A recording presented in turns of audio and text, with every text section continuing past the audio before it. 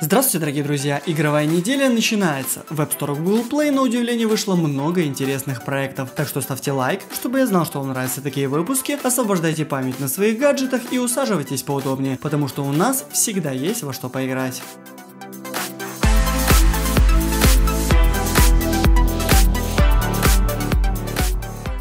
Все те, кто фанатеет от вселенной комиксов DC и обожает файтинги, да возрадуйтесь, потому как даже раньше, чем на консолях, вышла вторая часть Injustice для мобильных платформ. С релизом разработчики открыли кампанию, сюжет, арену, схватки, ресурсные миссии и операции, а в недалеком будущем появится и режим лиги. Сама механика игры осталась прежней. Заход на уровень с 3 персонажами, свайповое управление, суперудары и попеременное выставление супергероев. Во время боя зарабатываем денежку, которую будем тратить на прокачку навыков и покупку амуниции. А вот что действительно бросилось в глаза, так это значительно улучшенная графика. Один только вступительный трейлер чего стоит. Разработчики увеличили количество полигонов, сделали более качественную прорисовку, добавили реалистичности в движение и улучшили спецэффекты. Поэтому предъявлены и более жесткие ограничения. Минимум 1 гигабайт оперативки и iOS 10 или Android 4.4 на борту. Гребаную энергию не убрали, так что играть можно, но не так долго, как хотелось бы. Без интернет-соединения даже сюжетную кампанию пройти не дадут. В целом, игрушка для любителей жанра и вселенной DC получилась неплохая. Но вот смириться с наличием энергии сможет далеко не каждый.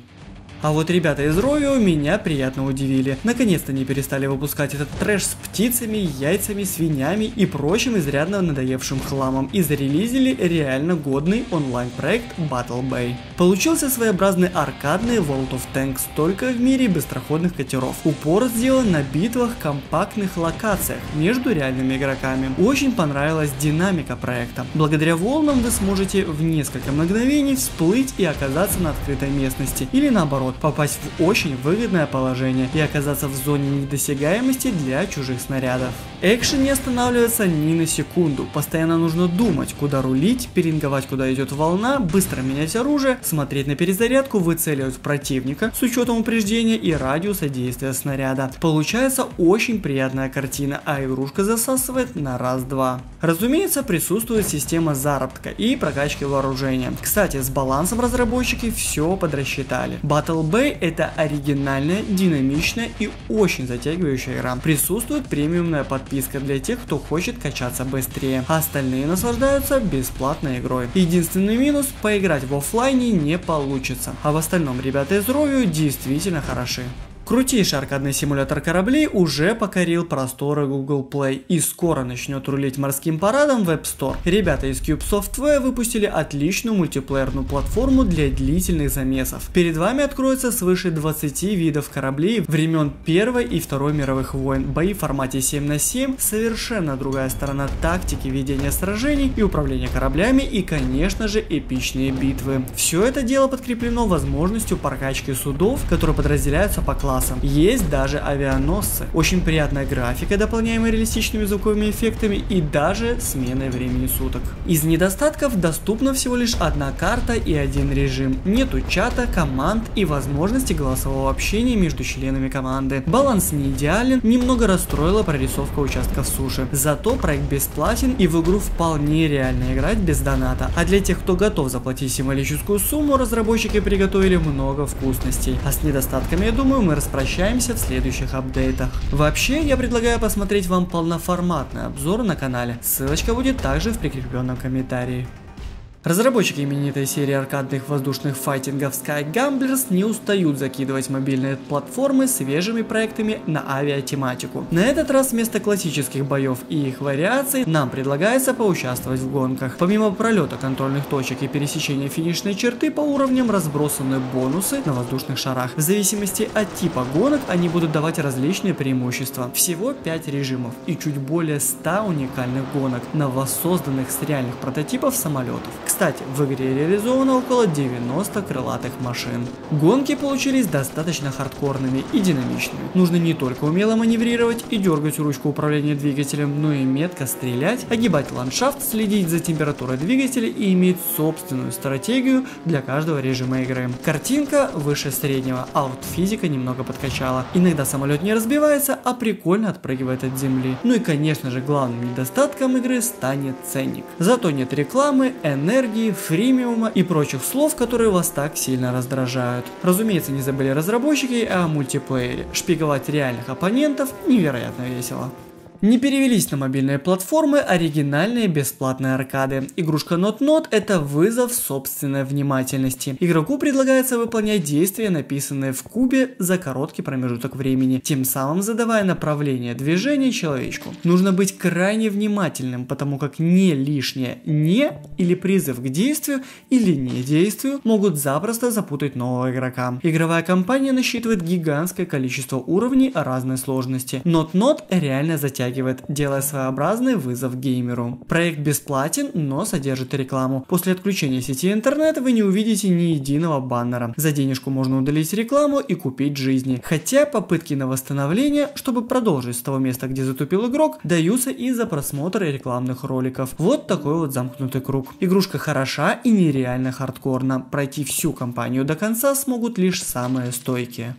Пингвин Пенджи всегда мечтал путешествовать, и вот в очередной раз в период своих ночных мечтаний он споймал галлюцинацию в лице духа. Тот ему сказал: «Эй, парень, хватит мечтать, чел за той стороной дисплея будет рисовать лед. А ты полетишь туда, куда надо, за добавкой». С этих самых пор нам нужно четко рисовать ледяные линии, по которым будет скользить наш главный герой, попутно выполняя различные задания, вроде прыжков на батуте, сбора белок, ну вот, пингвин еще и белку словил, пролет определенной дистанции и так далее. Игрушка получилась довольно противоречивой. На одной чаше весов висит очень приятная двухмерная графика и анимация, классные ролики, сюжет в какой-то веке вообще есть, русская локализация и более-менее неплохой геймплей. Но с другой стороны стоит довольно однообразная и чрезмерно простоватая механика игры, непонятные причиндалы из гардероба в качестве бонусов, ну и конечно цена. Пенджи найдет свою аудиторию однозначно, ведь проект делался действительно с любовью, но игрушка получилась на любителя. Не знаю как вы, но мне очень нравится играть в гольф, но разумеется в виртуальный, потому как играть в настоящий гольф прерогатива отчасти состоятельных людей. Другое дело проявить точность и силу удара в игре на смартфоне или планшете. Если вам поднадоела серия стики гольф, то я предлагаю попробовать свежую игрушку футигольф. Разработчики решили угодить, если не всем, то многим. Во-первых, это гольф, во-вторых, на футбольную тематику, а в-третьих, все реализовано в дизайнерских изысках простенькой олдскульной пиксельной графики. У меня почему-то очень часто в комментариях просят добавить игры с пиксельной графикой. Не понимаю, почему сейчас такой тренд, но скажу одно: я не разработчик. Все вопросы и свои хотелки посылайте к ним. На протяжении внушительной кампании футигольф нам надо метко попадать в ворота с наименьшим количеством попыток и попутно собирать различные бонусы в виде монеток и кристаллов. Весь джаз традиционно задает рельеф с разными поверхностями. Немного непонятна механика со сбором монеток, потому как кому-то не захочется покупать новые скины или мечи, которые ни на что не влияют. Да и все собранные монеты даже при рестарте сохраняются. В общем, игрушка прикольная и бесплатная.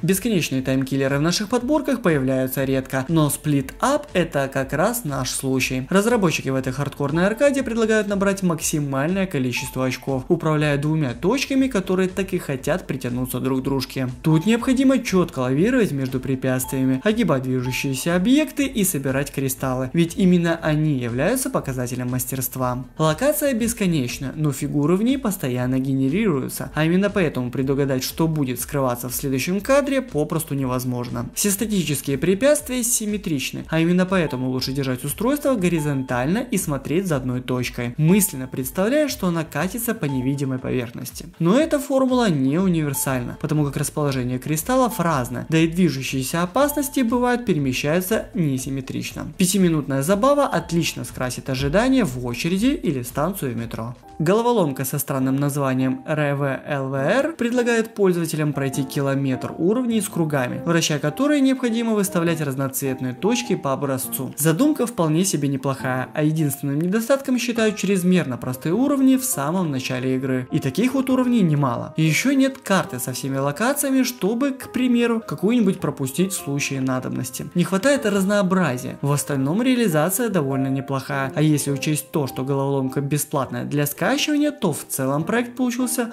вполне играбельным. Кто помнит отличную головоломку Tunich, скажут, что разработчики Hexapop попросту сделали такую же игру, но просто в своем стиле и будут абсолютно правы. Но разработчики добавили хардкорный уровень сложности, отчего играть стало еще интереснее. Кто не в курсе, в этой игрушке надо размещать разноцветные треугольники по кругам, чтобы полностью заполнить каждый из них. Что Hexapop, что Tunich требует от игрока прогнозирования ситуации, а сама по себе механика еще довольно свежа, и это действительно лучше, чем порядком поднадоевшие игры жанра 3 в ряд. Проект бесплатен, а без внутриигровых покупок можно и вовсе обойтись. Реклама пропадает одновременно с отключением интернет-соединения.